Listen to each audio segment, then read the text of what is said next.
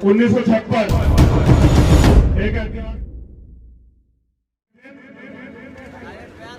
तमाम तरह के सुधारों के प्रयास के बाद जब बाबा साहब अम्बेडकर इस देश की व्यवस्था में धर्म में कोई सुधार नहीं कर पाए, असमानता और भेदभाव के जीवन से तकलीफ को महसूस करते हुए जब ये समझ गए कि इसमें कोई परिवर्तन होने वाला नहीं है, तो 14 अक्टूबर 1956 को बाबा साहब ने बौद्ध धर्म की दीक्षा ली। आज धर्म चक्र परिवर्तन दिवस भी है और आज औरैया की धरती में आने का मौका भी मिला है। हम भी लंबे समय तक एक व्यवस्था में, एक दल में सुधार करने का प्रयास करते रहे, उनसे मांग करते रहे कि यह आंदोलन जो राष्ट्रपिता ज्योतिबा फूले ने शुरू किया, छत्रपति साहू जी महाराज ने शुरू किया, जिसको उनके जाने के बाद बाबा साहब अम्बेडकर ने चलाया, बाबा साहब अम्बेडकर के जाने के बाद माननीय साहब श्री काशीराम ने चलाया, जिस आंदोलन में वंचित वर्ग के लोगों को भी ताकत का एहसास हुआ, उनके नेता बने, उस आंदोलन में काफी सुधार करने का प्रयास हम लोग करते रहे और जब प्रयास सफल नहीं हो पाया, वो लोग अपनी बात पर अड़िग रहे, तो 15 मार्च 2020 को आप सब लोगों के मार्गदर्शन में आजाद समाज पार्टी काशीराम की घोषणा हम लोगों ने की और उत्तर प्रदेश में 2022 में चुनाव, उस चुनाव को मद्देनजर रखते हुए पहली रैली इसी तारीख में उत्तर प्रदेश के अंदर हमने करने का काम किया कि जिस गली सड़ी व्यवस्था में हम सुधार नहीं कर पाए, उस व्यवस्था को छोड़ के भीम आर्मी और आजाद समाज पार्टी के क्रांतिकारी साथियों के हौसले, मनोबल और संघर्ष को देखते हुए हम लोग उत्तर प्रदेश की जनता को अपनी ताकत का एहसास कराए और उत्तर प्रदेश में एक नया सवेरा लाने के लिए जंग का ऐलान करें, बहुजन समाज के लोगों को शासक बनाने के लिए 14 अक्टूबर 2021 को हमने औरैया की धरती से इस आंदोलन की घोषणा की है, क्योंकि आजाद समाज पार्टी एक राजनीतिक दल से पहले एक मिशन है, जिसका अंतिम लक्ष्य इस प्रदेश में नहीं देश में सत्ता के सहारे से व्यवस्था परिवर्तन करना है, जिस व्यवस्था में हजारों साल से एक व्यक्ति पैदा होते ऊंच हो जाता है, एक व्यक्ति पैदा होते नीच हो जाता है, जहां कर्म को मान्यता नहीं दी जाती, जहां धर्म पे, जाति के आधार पर व्यक्ति का आकलन होता है। मैं ये समझता हूं कि बाबा साहब अम्बेडकर ने संविधान बना के इस देश में समानता का बिगुल फूंका, ब्लूप्रिंट बनाया, लेकिन अपने अंत समय में उन्होंने इस बात को भी कहा था कि जब तक इस देश के संविधान को चलाने वाले हाथ ईमानदार नहीं होंगे, उनकी नीति और नियत अच्छी नहीं होगी, अंत संविधान बुरा साबित होगा। आज संविधान है, हक अधिकार है, लेकिन आज भी गैर बराबरी, अन्याय, अत्याचार बड़े पैमाने पर जारी। तो मैं अपनी बात की शुरुआत वहीं से करूंगा जहां माननीय काशीराम साहब छोड़ के गए थे। बैकवर्ड, पिछड़ा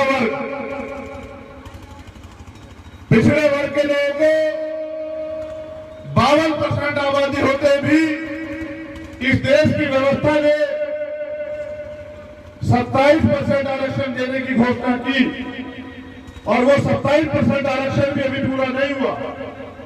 उसमें से भी कई प्रदेश अभी 14%, 12%, 8%, 10% आरक्षण को ले पा रहे और बाकी के लिए वो लोग लड़ रहे और बड़े पैमाने पे पिछड़े वर्ग के लोगों को जातिगत जनगणना कराने की एक मांग आज पिछड़े वर्ग के लोगों में घर बना रही है, जगह बना रही है, एहसास करा रही है कि कि अब समय आ गया है कि पिछड़े वर्ग के लोगों की जातिगत जनगणना होनी चाहिए। 1931 में उनकी आबादी 52% थी, आज उनकी आबादी 60 से 65% हो गई है। कौन लोग हैं जो इस व्यवस्था में पिछड़े वर्ग की जातिगत जनगणना का विरोध कर रहे हैं? ये वो लोग हैं जिनको ये पता है अगर पिछड़े वर्ग की वास्तविक जनगणना हो जाती है तो पिछड़े वर्ग के लोगों को ये पता लग जाएगा कि उनके अधिकारों को, चाहे सरकारी नौकरी हो, राजनीतिक व्यवस्था हो, चाहे संसाधन हो या संपत्ति हो या जमीन हो, कौन का भी जो बैठा उनके अधिकार किसने छीने हुए। मंडल कमीशन के लिए इतना बड़ा आंदोलन चला था, लेकिन मंडल कमीशन की 2 सिफारिशें लागू हुई, क्योंकि जिन लोगों को इस व्यवस्था में परेशानी है, पिछड़े वर्ग के लोगों को, उनके हाथ में सत्ता की चाबी नहीं है। इसलिए पिछड़े वर्ग के लोग आज भी अपनी बुरी दशा को सुधारने के लिए लड़ने का काम कर रहे हैं। और आजाद समाज पार्टी ने तय किया है कि आने वाले माह में पिछड़े वर्ग की जातिगत जनगणना कराने के लिए सबसे बड़ा आंदोलन देश में अगर कोई करने का काम करेगा तो वो भीम आर्मी और आजाद समाज पार्टी करेगा,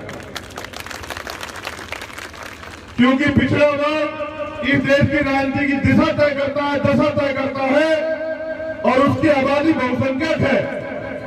उसके साथ मैं आज माइनॉरिटी के बारे में भी अपनी बात को रखूंगा, क्योंकि इस देश में तमाम तरह की कमेटी बनी, सच्चर कमेटी भी बनी, और सच्चर कमेटी की रिपोर्ट ये कहती है कि दलितों से भी बुरी स्थिति है इस देश में। मुसलमान इस देश में दलितों से भी बुरी जिंदगी जी रहा है, और समय समय पे राजनीतिक लोग धार्मिक बलि का बकरा बना के अपने राजनीतिक उल्लू को सीधा करते हैं, उनके अधिकारों को छीन के रखते हैं, उनको गुलाम बना के रखते हैं। तो पिछड़े वर्ग के बाद माइनॉरिटीज में जो मुसलमान है, जैन है, सिख है, बौद्ध है, पारसी है, उन समाज को भी उनके अधिकार मिलने चाहिए। ऐसी तैयारी करने का काम भी आजाद समाज पार्टी ने किया। अब मैं बात करता हूं जो सबसे बड़ी बुनियादी ताकत है बहुजन आंदोलन की, वो है दलित समाज के लोग। तो दलित समाज के जो हालात है वो आपसे छिपी भी नहीं है। दलित समाज के लोग, तमाम सरकारें आई, आज भी उनके जीवन में कोई बड़ा परिवर्तन नहीं हुआ।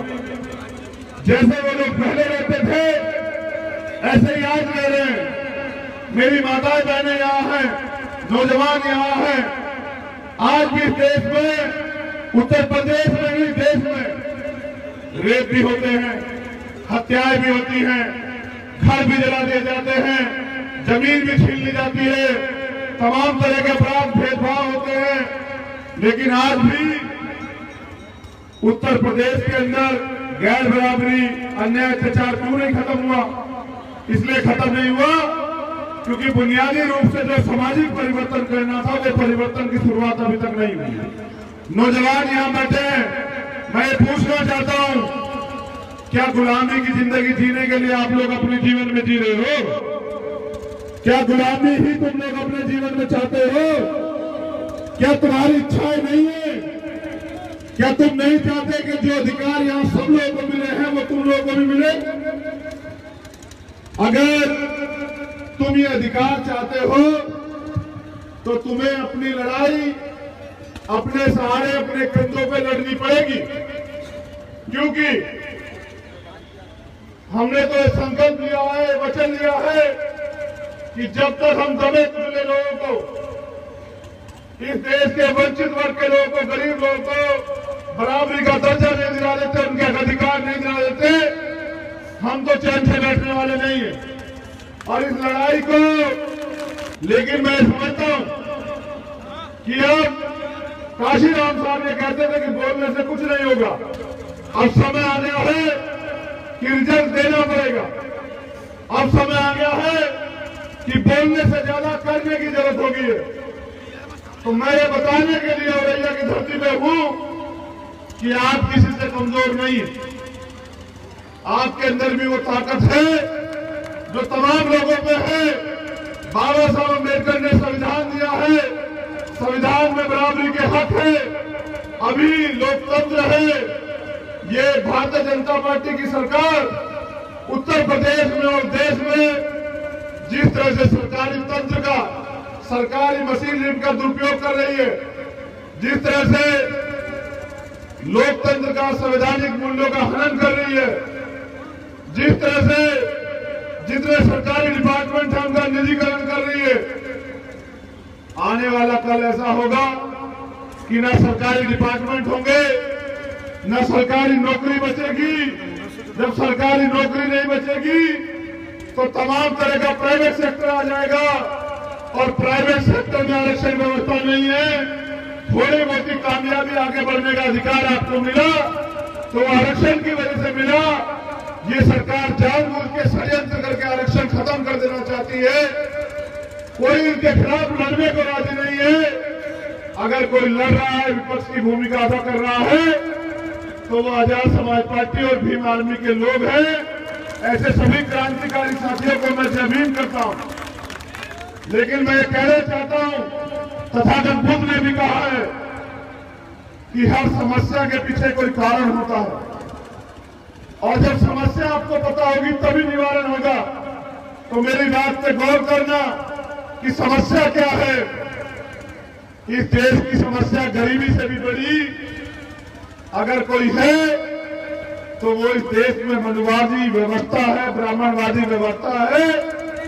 अगर आप इस व्यवस्था को नहीं समझ पाए तो आप परेशानी की जड़ को नहीं समझ पाओगे, और जब आप जड़ को नहीं समझ पाओगे तो आप हल नहीं कर पाओगे। मैं आपको बताना ये चाहता हूं कि ये ब्राह्मणवादी मनुवादी व्यवस्था 4 ए पे आधारित है, 4 ए पे स्थित है। पहला ए है असमानता, दूसरा ए है असत्य, तीसरा ए है अज्ञानता। ये 3 ए के बाद जो चौथा ए है, जिस ए के जरिए तमाम तरह से बहुजन समाज के लोगों का कॉन्फिडेंस गिरा हुआ है, वो ए है अपमान, अन्याय। ये 4 है जो मैंने आपको बताया, इनको समझने की जरूरत है कि पूरी ब्राह्मणवादी व्यवस्था इसी 4 है पे टिकी हुई है। कौन कौन से?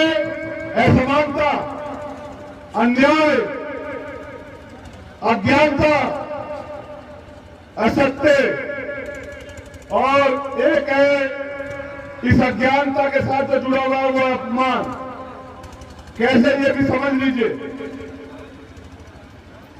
इस असमानता जो इस जातिवाद भेदभाव इस देश की व्यवस्था में है, उसकी वजह से हम लोग बड़े छोटे ऊंच नीच के भेदभाव में बटे हुए हैं, और बटे हुए होने के कारण एक दूसरे से भेदभाव करते हैं।